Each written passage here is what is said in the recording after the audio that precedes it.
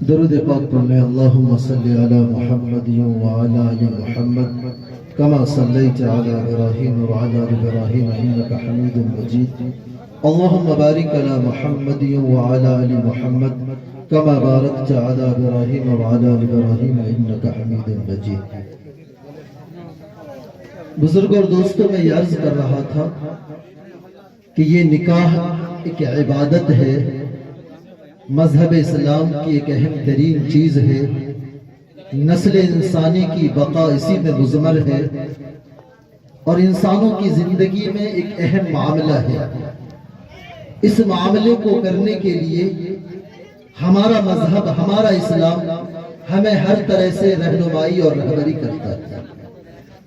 چنانچہ اس رشتے نکاح کے تعلق سے، اس مرد عورت کے جوڑی کے تعلق سے اللہ تبارک و تعالی نے خود قرآن عظیم کے اندر اس کو اپنی قدرت کی علامتوں اور نشانیوں میں سے ایک نشانی قرار دیا ہے۔ چنانچہ قرآن خود اس کے بارے میں اعلان کرتا ہے وَمِنْ آيَاتِهِ أَنْ خَلَقَ لَكُمْ مِنْ أَنفُسِكُمْ أَزْوَاجًا لِتَسْكُنُوا إِلَيْهَا، کہ اللہ تعالیٰ کی قدرت کی نشانیوں میں سے، ان کے شاعر میں سے، ان کی طاقت کی علامتوں میں سے ایک عظیم ترین چیز ہے کہ اللہ تعالیٰ نے مرد و عورت کا جوڑا پیدا فرمایا ہے۔ اور یہ مرد و عورت کا جوڑا اس طور پر ہے کہ جب یہ رشتے نکاح میں بندھ جاتا ہے تو اللہ تعالیٰ نے ایک دوسرے کا سکون ایک دوسرے کے اندر میں پوشیدہ فرمایا ہے، اس کے اندر اس کو مضمر فرمایا ہے۔ وہ اس طور پر کہ جب رشتے نکاح ایک الگ خاندان کا لڑکا ہوتا ہے، ایک الگ خاندان کی بچی ہوتی ہے، اور رشتے نکاح کے ذریعے سے جب دونوں جڑ جاتے ہیں اور یہ رشتہ اور نکاح مکمل ہو جاتا ہے تو اللہ تبارک و تعالی ان دونوں کے درمیان، ہم اور آپ جانتے ہیں کہ کیسی محبت ہو جاتی ہے کہ ایک دوسرے کی تکلیف دیکھے نہیں سکتے، ایک دوسرے کی تکلیف دیکھ نہیں سکتے ہیں، برداشت نہیں کر سکتے ہیں، بلکہ اللہ تعالیٰ لڑکے کی محبت کو لڑکی کے دل میں اور لڑکی کی محبت کو لڑکے کے دل میں پیدا فرما دیتا ہے، اور پھر زندگی بھر خوشی کے ساتھ آپس میں وہ گزارتے ہیں۔ ساتھ ہی ساتھ اگر رنج کا معاملہ آتا ہے، رنج کا ماحول بنتا ہے تو اس کو بھی وہ خوشی کے ساتھ جھیل جاتے ہیں۔ خود اللہ کے رسول صلی اللہ علیہ وسلم نے ارشاد فرمایا کہ من نکح فقد استکمل نصف الایمان، کہ جس شخص نے نکاح کر لیا اس نے اپنے آدھے ایمان کو مکمل کر لیا۔ اسے چاہیے کہ اپنے آدھے ایمان کے تعلق سے غور و فکر کرتا رہے۔ بزرگوں اور دوستوں، یہ شادی، یہ نکاح ہمارے اسلام کا ایک اہم ترین چیز ہے، ایک اہم معاملہ ہے، لیکن اگر غور کیا جائے تو جتنے معاملات ہماری زندگیوں میں دنیا کے اندر پیش آتے ہیں، ان سارے معاملات کے اندر میں معاملہ ہونے کے اعتبار سے بہت ہی آسان ہے۔ خود اللہ کے رسول کا فرمان ہے کہ ان عدم النکاح برکتن ایسرہ معونتن، فرمایا کہ دنیا کے اندر سب سے بہتر نکاح، بابرکت نکاح، عظمت والا نکاح، بڑا نکاح، جس کو معاشرے کے اندر، بستی کے اندر، سماج کے اندر جس کا تذکرہ کیا جائے، وہ نکاح ہے جس کے اندر سب سے زیادہ آسانی کا معاملہ ہو، سب سے زیادہ سہولت کا معاملہ ہو، اس کے اندر زیادہ مشکلات نہ ہو۔ چنانچہ آج کی ہمارا یہ جو نکاح ہمارے سامنے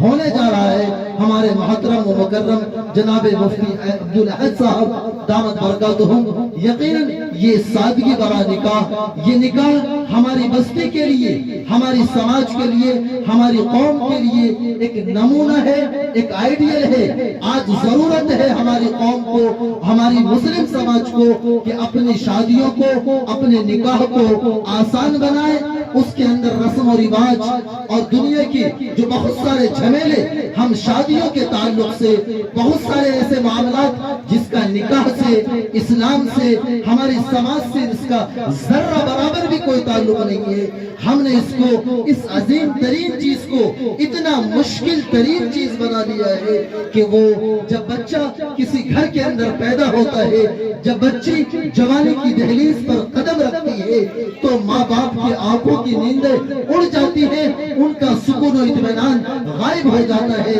رات و دن، صبح و شام وہ اسی قد و کاوش، اسی جد و جہد میں لگے رہتے ہیں کہ کس طریقے سے اپنے بچی یا اپنے بچے کے نکاح کو تکمیل تک پہنچائے۔ وہ کیوں کر ہو رہا ہے؟ وہ اس طور پر ہو رہا ہے کہ ہم نے اس کو بہت مشکل بنا دیا ہے، جبکہ سب سے آسان ترین معاملہ، جتنے معاملات ہماری زندگی کے اندر پیش آتے ہیں وہ یہ نکاح کا معاملہ ہے۔ حضرات فقہاء کرام نے بڑا خوبصورت سا جملہ نکاح کے تعلق سے، اس کی تعریف کے تعلق سے لکھا ہے کہ النکاح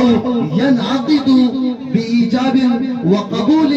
بحضور شہادتین بمہر معین، کہ نکاح ایک ایسا عمل ہے جو مکمل ہو جاتا ہے ایجاب اور قبول سے۔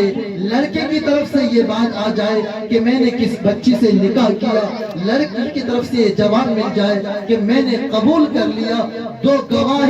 گواہ دینے والے گواہ اس بات کی گواہی دے دیں کہ میں نے اس چیز کو سن لیا اور میں نے گواہی دے دی، اور ایک مختصر سا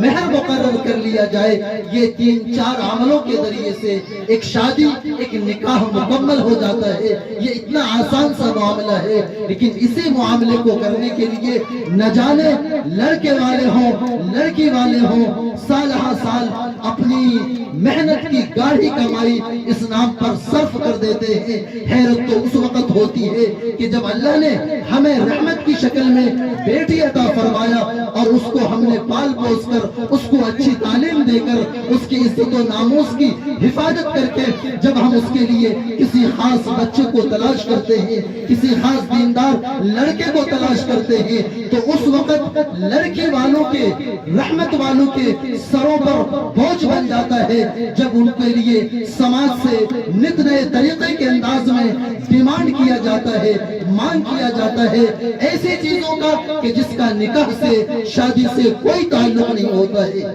ہمارا یہ مجمع باشعور ہے، اہل عقل و دانش ہے، علم رکھتے ہیں، سمجھ و فہم رکھتے ہیں۔ میں آپ سے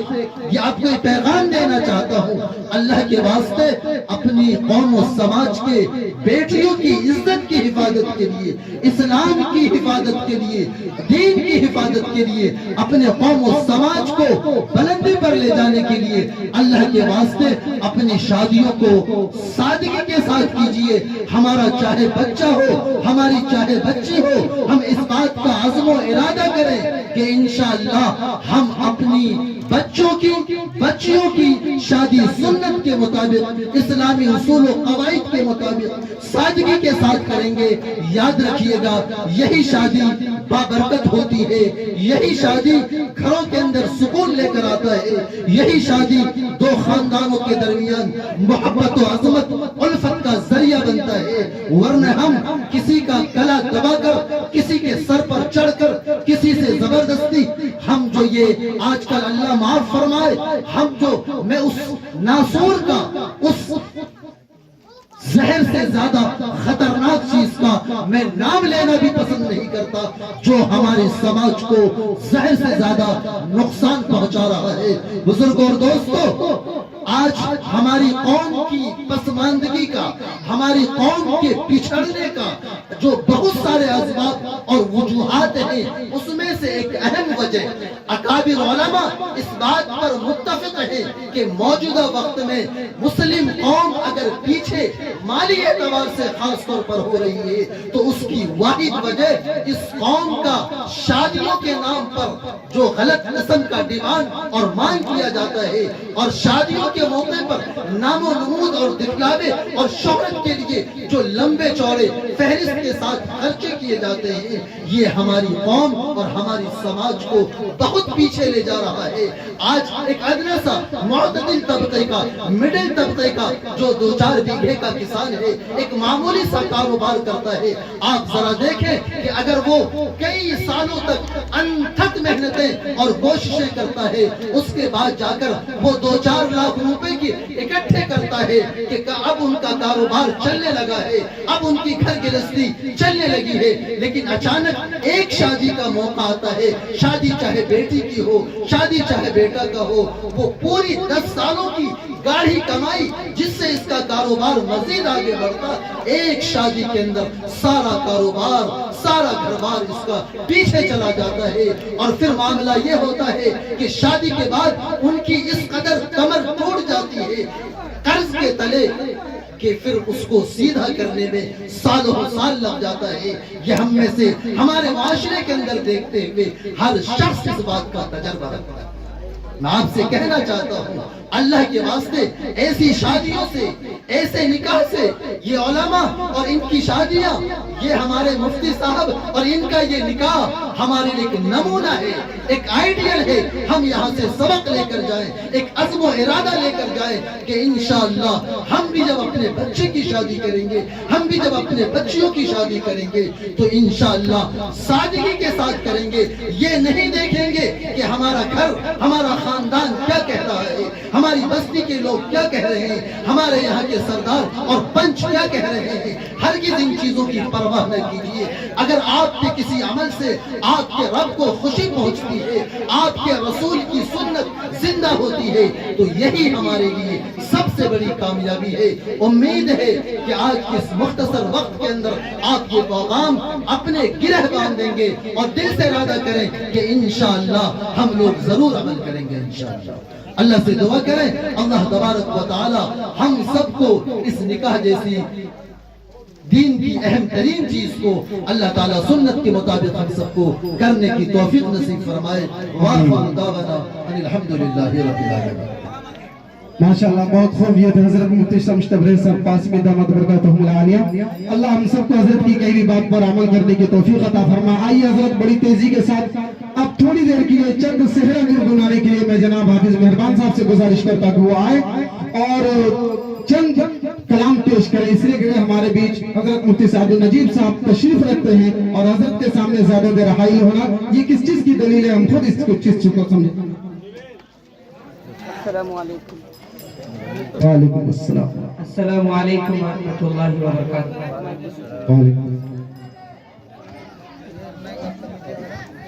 شادی کے سہرے کا چند بنات کی خدمت میں پڑھتا بطور خاص ملاحظہ کریں۔ ہو مبارک عہد بھائی سہرا ہو عہد بھائی سہرا مبارک تجھے، ہو مبارک عہد بھائی سہرا تجھے، ہو مبارک عہد بھائی سہرا تجھے، تیرے گلشن میں یوں گل کھلایا گلشن میں یوں گل کھلایا گیا، ہو مبارک عہد بھائی سہرا تجھے، کہ بی سمیہ جو دلہن بنائی گئی، بی سمیہ جو دلہن بنائی گئی، کہ بی سمیہ جو دلہن بنائی گئی، تجھ کو دولہا بنا کر بلایا